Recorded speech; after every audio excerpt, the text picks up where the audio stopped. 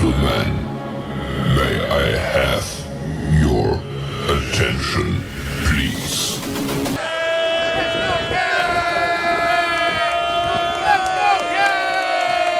The show starts in 3, 2, 1, go. Good morning, CaneSport. It's May 23rd, 2022. I'm Gary Ferman, the publisher of CaneSport.com, joined as always by our managing editor, Matt Shodell, as we discuss the news of the day, presented as always by LifeWallet, where the time is now to take charge of your personal health. And Matt, new week. There were a couple compelling recruiting stories that developed over the weekend that I thought that we'd focus on today. The website's almost entirely about recruiting right now. We do have a Q&A session on all topics that I'm in the process of conducting with the fans, and everybody can take a look at that and catch up on a lot of different subjects. But for the purposes of our show this morning, there were two recruiting developments that came up that I thought are worthy of our conversation today. And let me start with quarterback Emory Williams. We've been reporting on him for the past several weeks. He's very much on the Miami radar and vice versa.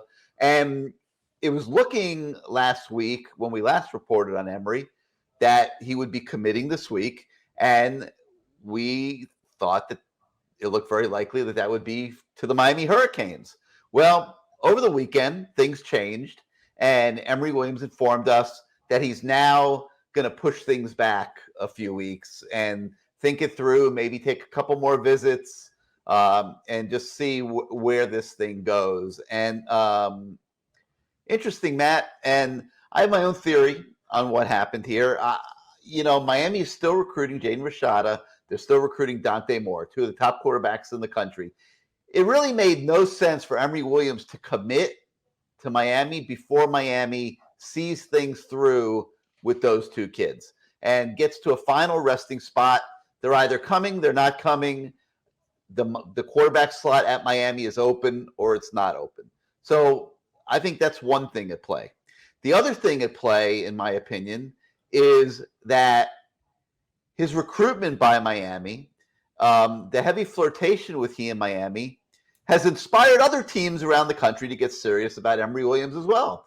And you put the two together, and in my mind, here we are today. Your thoughts?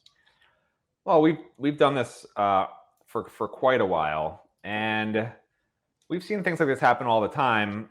So if you want to view it from the Miami lens, it's Miami told them to hold off. They don't want him to commit because we're going to get someone better. But the reality of it is, look, Dante Moore and Jaden Rashada are not living in a bubble, okay? They know Miami's taking one quarterback, and if Miami takes a quarterback that's not them, they're not going to want to be a second quarterback in the class anyway. So it's not like, it's not like they're jumping on board and calling the coaches once they saw this kid's going to commit, which everyone knew this kid was going to commit to Miami this week. It's not like what you're saying, like Jaden Rashada didn't call Miami and say, hey, don't let him commit yet. I'm still thinking. Like that. No. That's not what I was saying. Right. Correct. So what I'm saying is, it's not like I don't think Jaden Rashada or Dante Moore, Matt, is at all worried about Emory Williams right now. What I'm trying to say is, if Jaden Rashada really wanted to be a Hurricane, A, he would have shown up for the two previously scheduled unofficial visits. B, he would have called coaches and said, I'm committing. So they'd stop recruiting and trying to get other kids in the class. And the same for Dante Moore. Like, this is not rocket science. It's not these magical mystery tours going on, for those Beatles fans, going on behind the scenes where it's like, Mario Cristobal's waving his magic wand and magically tells Emory Williams, wait a second, we don't really want you after all. Why don't you take your time? And tells Jaden Rashada, hey, Jaden, we told Emory he's to wait because we want you more. That's not what's happening here. Miami wants one of these three guys. They'll be happy with any of these three guys. Whether it's Emory Williams, Dante Moore, Jaden Rashada, I'll be happy with any of these three guys, okay? So what we said right after the visit, I talked to Emory Williams' dad for a while after the Miami visit that they took. He specifically told me they were going to wait. He said there's a high academic school they're going to strongly consider if that school offers, and there's a couple of SEC offers they think might come in that would be high consideration.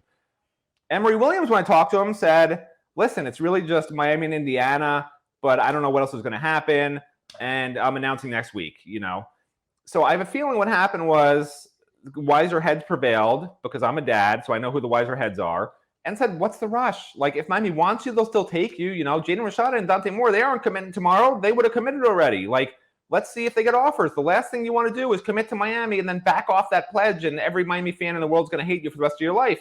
Like, let's wait just a few weeks. That's my guess for what actually happened. The conspiracy theorists who think that Mario Cristobal asked the kid to hold off his commitment because they want someone else, like, I'm not buying that. But, people believe what they want to believe.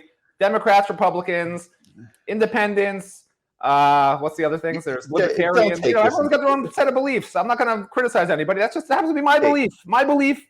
Okay, this isn't the lounge, okay? Like, don't take this into the political sphere, okay? We don't need to go there with this. This has nothing to do with Democrats, Republicans, or independents. You sound just like a libertarian. Listen, this has everything to do with what makes sense for all parties involved, and I think a delay does make sense. I applaud both Emory Williams and Miami for not jumping into a commitment here. And I think that over the next few weeks, you got to hope that the Jaden Rashada, Dante Moore situation works itself out. And if neither one of them is coming to Miami, then you go all in on Emory Williams, and he knows you're all in on him. And, it's not a situation where he's sitting there saying, well, they're all in on me unless they can get Jaden Rashada. I hate to break this to you, Gary, but I'm a realist. There's maybe a 10% chance Miami doesn't get any of these three guys and moves on to the next. It's happened in the past. It might happen again. Miami's got Jake Garcia, Jakari Brown. Tyler Van Dyke's going to be gone. But those two guys will scare off a lot of guys who aren't getting a huge NIL deal or have an NIL deal match somewhere else where there's really not that level of competition. These are 2 4-star quarterbacks who really should be 5 stars is how many viewed them. So, it's not an easy situation for Frank Ponce to just jump into, or Josh Gaddis to deal with. So we'll see. We'll see that there's definitely that factor where these quarterbacks aren't just saying, hey, I'll come in and beat out everybody. They specifically told Emory Williams, you're going to come in redshirt. Like, that was the message they gave him on his visit. You will come in redshirt because someone else is better than you. And then that guy's going to the NFL, and then you'll compete with whoever's left. Like, that's what they told him. And it's probably not what every sales pitch is, but kudos to Miami coaches for keeping it real, because you don't want a kid to come in and, they told me I'd play right away. I'm going to transfer, because that's why a lot of kids go in the transfer portal. So kudos to Miami for keeping it real, because that's how you get kids to stay in your program for 3 to 5 years, which is a huge formula for success if you're hitting in recruiting. All right. The other recruiting story that I'm finding very compelling is, at running back, Miami has been all in on Cedric Baxter, and they've been recruiting him extremely hard. Everybody knows it. Things are going reasonably well there, but there's no final resting spot yet.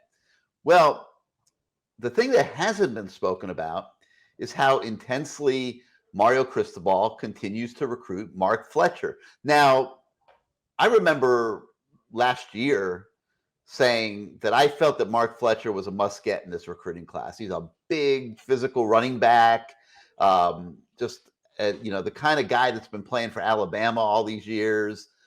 He's from South Florida. He's from American Heritage. They got to break the spell at Heritage where everybody at Heritage goes somewhere else.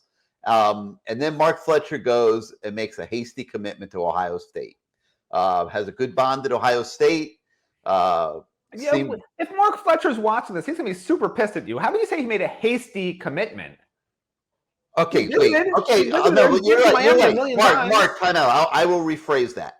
Okay, I'm sorry, Mark. All right, listen. I will call it an early commitment. Okay, not hasty. Hasty's a bad choice of words. Thank you. You're right, Matt Shodell. Jesus, I can't believe I said that. Anyway, that's my ringtone. My ringtone is you saying you're right, Matt Shodell, every time. People think that you're so obnoxious on this show that we need to go to counseling. Okay. And you are obnoxious, but I'll change the word. I'll say early commitment. All right. What's funny? I'm never the one who calls people names, Gary. Let's just keep that straight. But go ahead. Continue. What name did I call? You called me obnoxious. Oh, that's not a name. That's an adjective. All right, listen. Wow. Call your wife obnoxious. See if she thinks that's being called a name or an adjective. I'd be very curious. Not a name. Tell Lori to come in the room. It's not a name. Come in the room. It's an Gary adjective. wants to tell you something. It's an adjective. All right, listen. She's sleeping. It's a Okay? pejorative adjective. Listen. Early It's a commitment. pejorative. Mark Fletcher, early commitment, Ohio State. Okay, and everybody just kind of like forgot about Mark Fletcher. All right, he's going to Ohio State, whatever. Mario Cristobal hasn't forgotten about Mark Fletcher. Mario Cristobal is communicating with Mark Fletcher almost daily, and so are members of his staff inside the building. And they have made it well known to Mark Fletcher that they are recruiting him till the finish line. Okay, and Mark Fletcher knows that he continues to have a Miami option on his plate. His dad, big Miami fan. Okay, so I say, Matt, you can't sell the Hurricanes out of this one until December when he actually signs somewhere. What say you? Yeah, well, first of all, what cracks me up is some of these recruiting gurus before Mark Fletcher committed to Ohio State, when it became very clear he wasn't picking Miami, they were like, oh, Miami's backed off of him. They don't really want him. Miami wants him as bad as anyone in the country that they are after, okay? Let me tell you something. I don't have many reporter crushes, but I have a reporter crush on Mark Fletcher. He is the nicest kid. He, when I talk to him, he gives me all the time I want with him. Like, he's just a great interview. There's some recruits who, when they come into the building, we're always with the media beforehand, and I say, look, here's the guys you guys are going to love. Here's the recruits you guys are going to love, because none of the beat writers really cover recruiting. I think I'm actually the only beat writer who covers recruiting. But anyway, so I say, here's the guys you're going to love. I said, never request these 5 players, okay? You're not going to get a sentence you can use out of them. Nesta Silvera was in that group, okay? Now that Nesta's gone, I can tell you he was in that group. Oh. My all-time reporter crush, by the way. You want to take a guess, Gary? All time. I've been here since since the very late 90s. But go ahead. Who's my all time? Jake Garcia. What? No, I don't know. Listen, I love Jake to death, but no, Tavares Gooden. Tavares Gooden would call me every week, check in on me, text me. It was like I was being recruited by Tavares Gooden, and I haven't been recruited by very many recruits, and that was very nice. He'd send me encouraging messages. Just call, hey man. We had other guys like that. Yeah, but he was regularly comes to mind. He used to guys who call or text me, but not he'd ask us for pictures and stuff. And heck, Jaden Wayne right now communicates with us all the time, and it's not even looking like he's coming to Miami right now. We'll see, but we've had other kids like that. Anyway, okay, look, it's all based on levels, Gary. I'm telling you, he's at the top level, and there's other people that go below that. He's at the top. He's at the top. Right. Okay. He got 5 stars. He's a what are they, 6.0? I don't know I don't even watch this rival system, whatever. And then Mark Fletcher's a 5.7, whatever. He's somewhere in that next. Is Miami still in the game for Mark Fletcher or not? What do you think? That's what I was going to get to. So here's what I strongly believe from talking to a bunch of people about Mark Fletcher. Okay. I strongly believe that when Mark Fletcher committed to Ohio State, they told him, you're committed, no more visits. And I also strongly believe that Mark Fletcher's father wants him to take visits and is telling Mark, it's not right. Go enjoy yourself. Have a nice meal. Just see some other places. This is your only chance in your life to do this.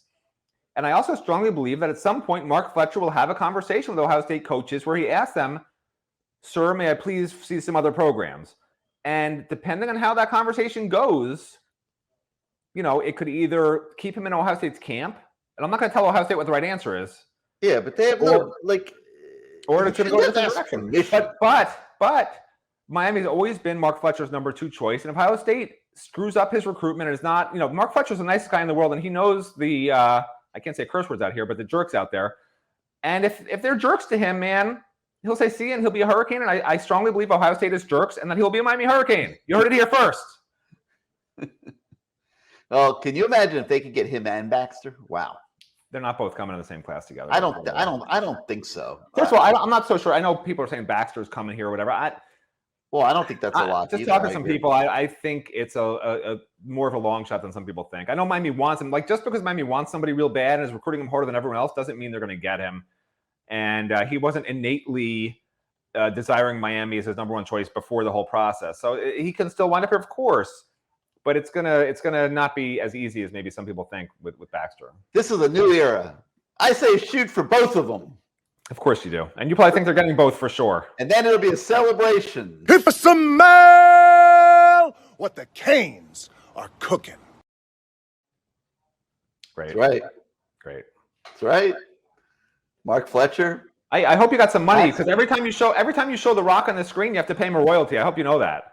I know. Listen, I know that I will happily pay The Rock the royalty as long as it's not over $1. I know Ruiz is paying you a fortune, to be a sponsor, but all that sponsor money, Gary, is going to be gone to The Rock now because you just showed him on your screen. You can't do that. All right. So anyway, Mark, you're wearing me out this morning. All right. Hey, you called me obnoxious. What do you expect's going to happen? Oh my God. All right. What comes around goes around, Mr. Ferman. Oh my goodness. All right. So Fletcher still in the picture for Miami. We're in agreement on that. We're not closing the door on that one just yet.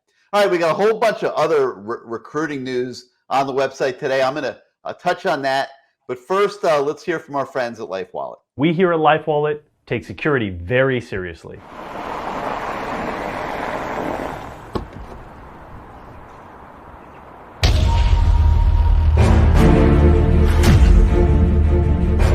Our data security team is working constantly to make sure that your data is not accessed by anybody who you don't authorize.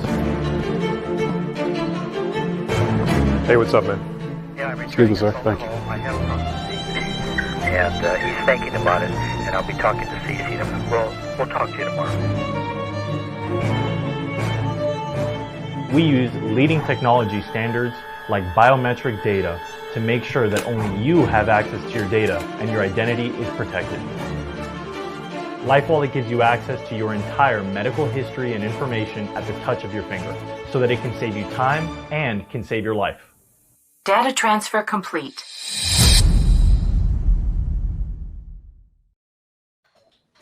All right. So, by the way, since you just showed that, you've seen the reported deal for Jordan Addison, right? No. What was it? I mean, the rumors are $3.5 million. Like, he's making more than NFL star receivers. That's the rumor. Yeah, that's absurd.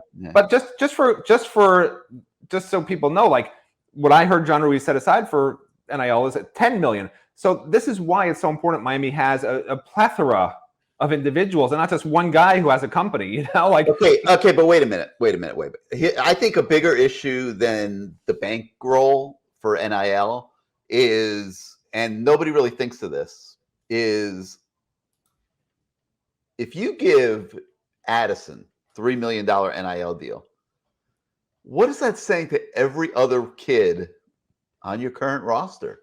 That might have a $40,000 NIL deal or a $30,000 NIL deal.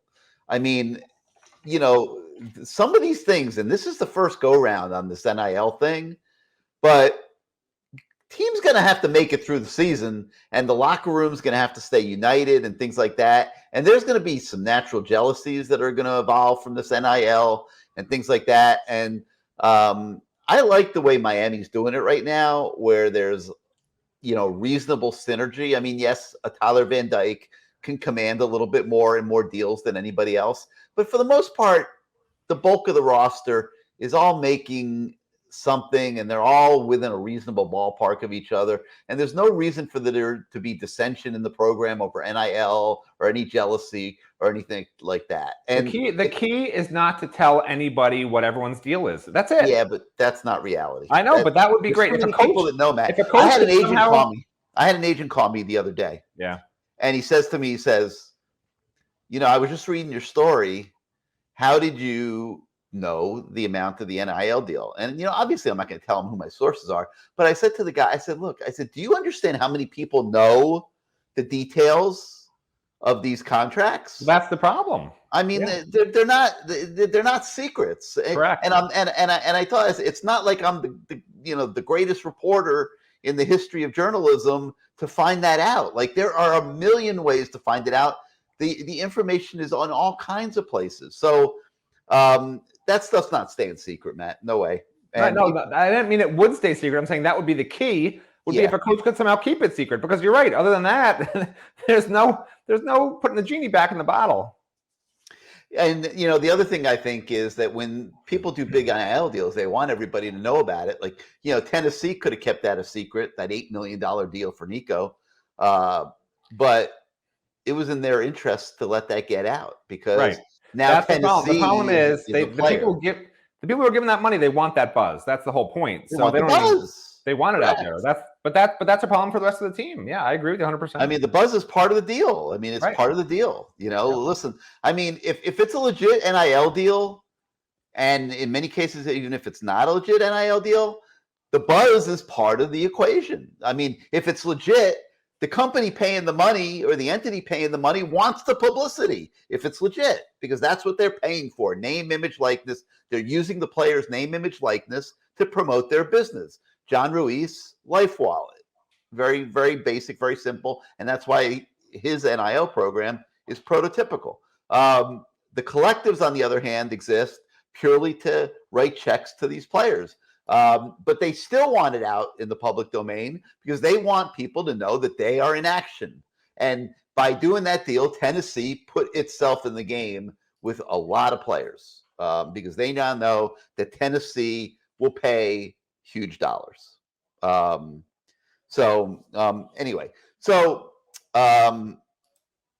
there's a lot of recruiting stories on the website this morning, and I'm not going to go into detail on all of them. I'm gonna touch on them, and then you guys can go to the website and read them all for yourselves. There's a local wide receiver by the name of Cortez Mills, class of 2025. He was recently offered, and obviously is very happy about that.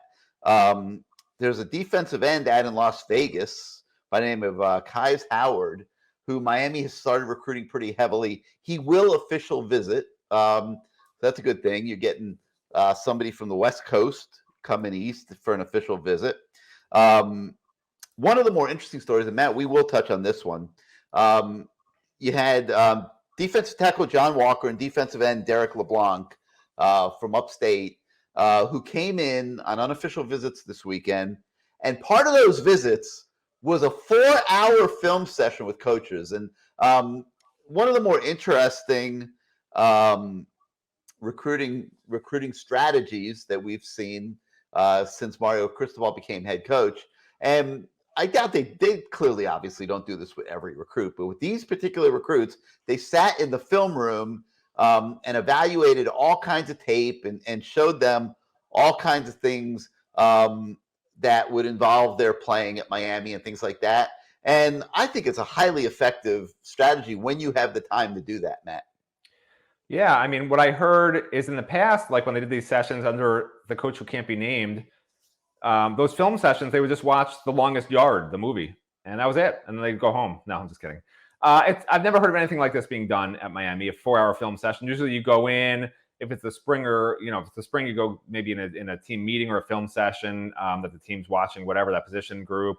But I've never heard of an individual 4-hour film session where they combine, 2 different rooms and they go into the same room with the 2 defensive line coaches, and Jason Taylor comes in and they're going over each of the kids' spring film separately with pointers and telling them different things that they noticed from the film, and then they take them in the room together and put on the, some of the Miami Hurricane spring tape and show them, what they're teaching. And then Jason Taylor comes in, they put on Jason Taylor highlights, and Jason walks them through his pass rush moves. I mean, I would have committed. I don't understand why they didn't commit. Who doesn't commit after that? Unbelievable. How do you go home without committing? It makes no sense. I don't understand. Do they serve? Were they not serving? I don't want to say a place that's a terrible food place, or I'll get in trouble. But they must have served not good food. No, I'm just kidding. I like it. Just how do you not want to come to Miami after that? It's incredible recruiting. It really is. Yeah. It's brilliant. So anyway, they couldn't serve. By the way, they couldn't serve food because it was an unofficial visit. But I'm trying to be funny. I'm just not very funny for whatever reasons. I have a lot of problems. One of them being non-funniness. Well, at least you're getting an A for effort. Yeah, anyway, definitely. I tried way too hard. So that was a quality recruiting visit for those 2 guys, and we'll see where it goes from here with them. They're both priorities in this recruiting effort. All right, there's a cornerback from Georgia, a really good one by the name of Kayan Lee, and he also had a great unofficial visit this weekend, and told us that he'll be back for an official in a few weeks. So that's that's a good development. I think you're going to see a lot of action and a lot of activity in June. Obviously, a lot of visitors, and I think you're going to start seeing some commitments. They better, because about 80% of the kids we talk to want to have this over before their season, and with good reason, because there's no more January official visits. These kids all sign in December for the most part. There's no point. If you're playing your season, your playoffs are in December. You don't want to take in-season visits if you don't have to, because it's your season. Right. So really, June now is what used to be, September to November to early December. I mean, everyone takes their June visits. The good news for Miami and other programs out there is you'll know where you stand with all the top players, because they're going to have about 20 or 30, I didn't count it up, but probably 20 or 30 before it's all said or done, official visitors in the month of June. And every single one of those, for the most part, want to decide in July or before their season starts. So then you can go to your plan B and C guys when if you don't get them. And you're right. I'm sure Miami will get their fair share. And it's going to be a small class. They don't need more than 15 or 20 recruits in the class, from what I see on the returning roster, and to keep space open for the 2024 class, unless they just load up on 4-star and 5-star kids. If you're just talking about non-projects, kids I think they can get that they're recruiting now that are tier A guys, you're looking at a 15 to 20 member class for what realistically they can get, which I think would be fantastic. If they can get that another 10, 11 guys plus in this class out of the guys that are recruiting hard, I mean, that's national championship caliber building blocks right there. Even though it doesn't sound like a big number, you got to remember how many guys are freshmen. I think they have 39 freshmen counted as freshmen this current season. So it's a very young team. And then you got to keep in mind the coaches are hoping to go on vacation in July and take real vacations. So they're going to be pressing to get a lot of this stuff done in June too. You got the Legends Camp in the third week of June. So June's going to be a big month for recruiting, and we expect some of these things. It's 32 freshmen on the current roster. And 28 sophomores, 29 sophomores. So, but the month of June is going to be big, and we expect some of these things to start taking shape. So, Yep. All right. So a couple other stories on the website today. 2024 5-star wide receiver Ryan Wingo was offered, and he also says that he will take an official visit. And then I don't want to go without touching, Matt, on baseball. Of course. Baseball. Everyone wants to hear about baseball. The postseason's here now. So those. What's amazing? The real baseball fans out there from Miami are as hardcore as the hardest core football fans. I mean, they love baseball to death. Like, that's their passion. So I'm glad you're touching on it, but there's only about 8 people watching this right now. So continue. Well, I'll touch on it quick. Postseason's here. ACC tournament. The Canes are the 3 seed in Pool C. I'm not going to try to explain to everybody what exactly that means. There is you know how it works, right? Yeah, but it's insane. But there's a story on the website that breaks it all down, and those that are interested can go on the website, read the story, and get ready for the ACC tournament in baseball. Yeah, and just so everyone knows, if Miami goes even 1-1 in these 2 games, unless one of those other 2 teams is 2-0, like, they're advancing just because the higher seed advances out of the pool play. So it's pretty simple. Of course, last year they lost both games, so maybe it'll be different this year. Yeah, it's baseball. Better team this year, that's for sure. They won 2 out of 3 against Notre Dame this weekend, Matt. I thought that was a good sign. Gives them a little bit momentum. They've lost 4 of their last 6. That's not how you want to go in the postseason. But yeah, winning 2 out of 3. Well, I haven't liked the way they've been playing. They've been playing well for the last month. But yeah, I agree. But at least they won 2 or 3. The fact they could still get a super regional, a top 8 seed is pretty remarkable, considering they've had a couple of runs where they just weren't real good. I think if they come out, I think it's probably 50-50 right now, depending how it goes in the ACC tournament for a top 8 seed, along with how some other teams do. But they're right on the brink there of being number 8. So it makes it very important, this ACC tournament. 39-16 record. Best record since 2016, I believe. 6 years, 6 years. Yeah. So, look, it's an okay season. It looked like it was going to be even better than what it was. But now they have to hope they can recapture their early season magic here in the postseason and try to get to the College World Series. So we'll see what happens there. All right, that's going to do it for today for Good Morning CaneSport. Thank everybody, as always, for joining us this morning. For Matt Shodell, I'm Gary Ferman. Have a great day. We'll see you tomorrow, everybody.